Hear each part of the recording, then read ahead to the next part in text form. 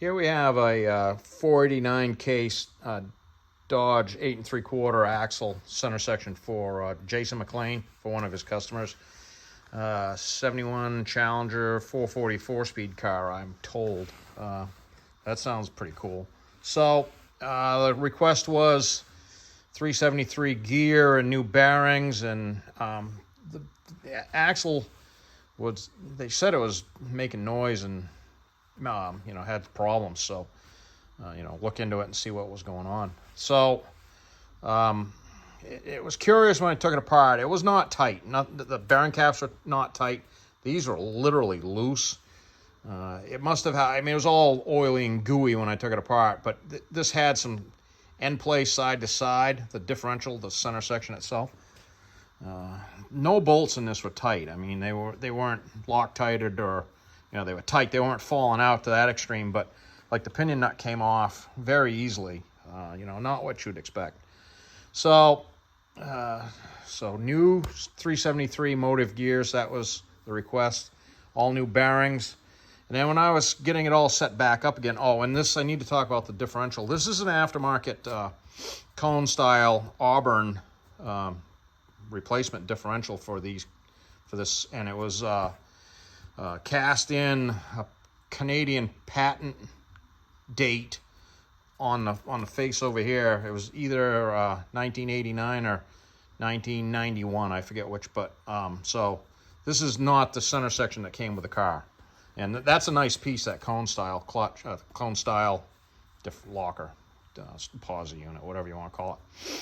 So, but when I was setting it up with the 373s, this gap here was non-existent. I couldn't get to the backlash without this, get my backlash set without this dragging. And primarily not on the bearing cap, but down in the void, down in there. I'll grab a light in a second. So I did clearance it, and I would say it was a significant amount. And it's hard to say, 50-something years on, what exactly is going on here. And I did look. I already knew the answer, but I looked again last night. There is only one flange to, one case break is what they call it, location for 8 3/4, because it's side adjusters. So that was rubbing, and there was no way it was going to go together. So I ended up with it in the mill, and just observing what was going on here when I started looking at the problem, there was an easy 1/8 of an inch, like if you visualize this gap here that's there now, of material hanging out past the bearing cap here.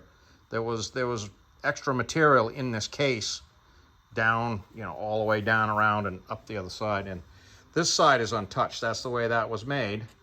And this amount here, to get this to have that amount of clearance, I've got a 1/16 of an inch clearance between, I should say between 40 and 60 thousandths with a feeler gauge, all the way around the part you can't see. And down in there it was dragging. It was not dragging up here on the cap.